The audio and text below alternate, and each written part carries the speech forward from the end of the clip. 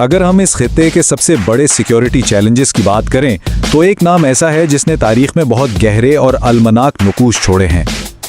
ہزاروں جانوں کا ضیاع اور ایک ایسا سیکیورٹی بحران جس نے لفظی طور پر پورے خطے کو ہلا کر رکھ دیا۔ جی ہاں، ہم بات کر رہے ہیں تحریک طالبان پاکستان یعنی TTP کی۔ لیکن یہ خطرہ آخر ابھرا کیسے؟ آج کے اس جائزے میں ہم اسی سوال کا جواب تلاش کریں گے۔ تو سب سے پہلے یہ سمجھنا ضروری ہے کہ TTP کوئی ایک اکیلا گروہ نہیں ہے، بلکہ یہ مختلف مسلح دھڑوں کا ایک مشترکہ اتحاد ہے جو 2007 میں قبائلی علاقوں میں سامنے آیا۔ ان کا اصل مقصد کیا تھا؟ اپنے ایک مخصوص نظریاتی نظام کو طاقت کے زور پر نافذ کرنا اور ریاستی اداروں کے خلاف ایک باقاعدہ مسلح محاذ بنانا۔ یعنی یہ صرف کوئی وقتی بغاوت نہیں تھی، بلکہ ایک باقاعدہ منظم نظریاتی اور عسکری چیلنج تھا۔ اس وضاحتی جائزے میں خوش آمدید۔ آج کا ہمارا موضوع بہت سنجیدہ اور تاریخی اہمیت کا حامل ہے، تحریک طالبان پاکستان کا آغاز اور اس کا ارتقاء۔ ہم حقائق اور شواہد کو سامنے رکھتے ہوئے اس تنظیم کی پوری کہانی کا گہرائی سے جائزہ لیں گے تاکہ اس انتہائی پیچیدہ مسئلے کی جڑوں کو واقعی سمجھا جا سکے۔ آج کے سفر کا خاکہ کچھ یوں ہوگا۔ ہم تنظیم کے آغاز سے بات شروع کریں گے، پھر اس کے عروج اور فوجی آپریشنز کو دیکھیں گے۔ اس کے بعد سانحہ APS، افغان سرحد کے بدلتے حالات اور آخر میں آج کی سیکیورٹی صورتحال پر بات ہوگی۔ تو چلیے سیدھا چلتے ہیں اپنے پہلے حصے کی طرف، یعنی اس کا آغاز۔ بات ہے دسمبر 2007 کی۔ اس وقت پاکستان کے دشوار گزار قبائلی پہاڑی سلسلوں میں کئی الگ الگ مسلح گروہ متحرک تھے۔ پھر ہوا یہ کہ ان سب نے مل کر ایک مرکزی قیادت پر اتفاق کر لیا اور یوں بیت اللہ مسعود کو اس نئے اتحاد یعنی تحریک طالبان پاکستان کا پہلا سربراہ بنا دیا گیا۔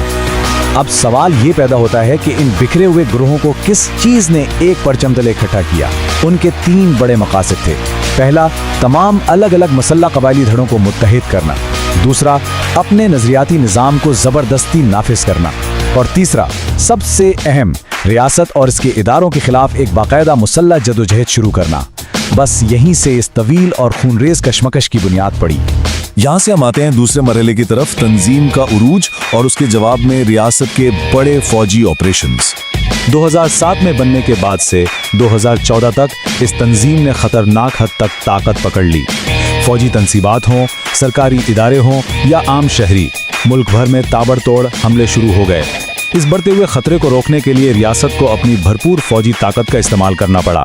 2009 میں آپریشن راہ راست اور آپریشن راہ نجات شروع ہوئے اور پھر 2014 میں وسیع پیمانے پر آپریشن ضرب عضب کا آغاز کیا گیا، جس کا مقصد ان کے ٹھکانوں کو بالکل جڑ سے اکھاڑ پھینکنا تھا۔ ان لگاتار فوجی کارروائیوں کا نتیجہ کیا نکلا؟ تنظیم کا سٹرکچر پوری طرح ہل گیا۔ انہیں بے پناہ جانی اور مالی نقصان اٹھانا پڑا۔ ریاستی طاقت کے سامنے جب وہ ٹک نہ سکے تو مجبور ہو کر ان کے کئی اہم کمانڈرز اور جنگجو پہاڑی راستوں سے ہوتے ہوئے سرحد پار افغانستان فرار ہو گئے۔ یہ اس پوری لڑائی میں ایک بہت بڑا جغرافیائی موڑ تھا۔ اور اب ٹائم لائن کا وہ حصہ جس کا ذکر کرتے ہوئے آج بھی دل کانپ اٹھتا ہے، سانحہ آرمی پبلک اسکول۔ 16 دسمبر 2014، پشاور کا آرمی پبلک اسکول۔ یہ تاریخ اور یہ جگہ اس تنظیم کے سب سے سفاک اور دلخراش حملے کی یاد دلاتی ہے۔ یہ صرف ایک اسکول پر حملہ نہیں تھا، یہ سیدھا اس قوم کے مستقبل پر وار تھا۔ 140 سے زیادہ قیمتی جانیں چلی گئیں، جن میں 130 تو معصوم بچے تھے۔ اس ناقابل تصور نقصان نے پورے ملک کو ایک گہرے اندھے صدمے میں ڈال دیا، لیکن اسی اندوہناک سانحے سے ایک نیا قومی عزم بھی جاگا۔ اس دن کے بعد سے دہشت گردی کے خلاف ریاست، اداروں اور عوام کی سوچ ہمیشہ کے لیے بدل گئی اور پوری قوم ایک پیج پر آ گئی۔ وقت گزرنے کے ساتھ ساتھ اس تنازع کا جغرافیائی منظرنامہ بھی بدلتا رہا۔ تو اب ہم جائزہ لیتے ہیں افغان سرحد کی ڈائنامکس اور نئے علاقائی حالات کا۔ سال 2021 میں خطے کی سیاست میں ایک بہت بڑا بھونچال آیا۔ افغانستان میں طالبان حکومت کی واپسی۔ اس جیو پولیٹیکل تبدیلی نے ایک بار پھر TTP کو گلوبل اور علاقائی سپاٹ لائٹ میں لا کھڑا کیا۔ جو خطرہ فوجی آپریشنز کے ذریعے سرحد پار دھکیل دیا گیا تھا نا، وہ ان نئے حالات کی وجہ سے دوبارہ ہمارے سامنے ایک بڑا سوالیہ نشان بن کر کھڑا ہو گیا۔ आज अगर हम सफारती महाज को देखें तो सूरत हाल काफ़ी पेचीदा है। एक तरफ पाकिस्तानी हुकाम का बिल्कुल वाज़े मौक़िफ़ है कि टीटीपी के अनासिर आज भी अफ़गान सरज़मीन पर मौजूद हैं और वहीं से अपने नेटवर्क्स चला रहे हैं, जबकि दूसरी तरफ अफ़गानिस्तान की अबूरी हुकूमत सरहद और सिक्योरिटी के मामलात पर अपना एक अलग ही मौक़िफ़ रखती है। बयानियों का ये टकराव आज भी दोनों मुल्कों के ताल्लुकात में इंतहाई हसास और नाजुक मसला है। माजी और सरहद पार की सियासत को समझने के बाद अब हम आज की हकीकत की तरफ आते हैं, यानी खित्ते की मौजूदा सिक्योरिटी सूरत हाल। ज़मीनी हक़ाइक़ हमें बताते हैं कि आज ये तंजीम अपनी इस खौफनाक ताकत और फॉर्म में तो बिल्कुल नहीं है जो हमने माजी में देखी थी। इनकी सलाहियतें बहुत हद तक कम हो चुकी हैं, लेकिन अगर हम ये सोच लें कि खतरा 100% टल चुका है तो ये एक बहुत बड़ी गलतफहमी होगी।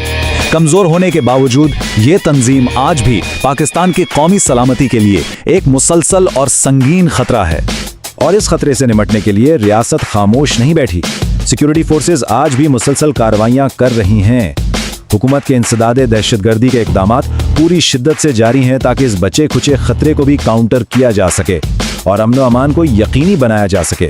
इस सारे तज्ज़िये को अगर हम समेटें तो ये समझना बहुत ज़रूरी है कि टीटीपी की कहानी महज एक तंजीम के बनने और टूटने की कहानी नहीं है, बल्कि ये दहशतगर्दी के खिलाफ लड़ी जाने वाली एक बहुत लंबी और कठिन जंग का एक इंतहाई अहम बाब है, जिसने हकीकत में इस पूरे खित्ते की तारीख को बदल कर रख दिया। तो इस पूरे तारीखी और जियोपॉलिटिकल सफ़र को देखने के बाद आखिर में एक बहुत बड़ा और सोचने वाला सवाल हमारे सामने आता है। इतने सालों की लंबी जंग, इतने बड़े फौजी ऑपरेशंस और बेपनाह जानी नुकसान के बाद हकीकत में पाकिस्तान ने दहशतगर्दी के खिलाफ इस तवील जंग में आखिर कितनी कामयाबी हासिल की है?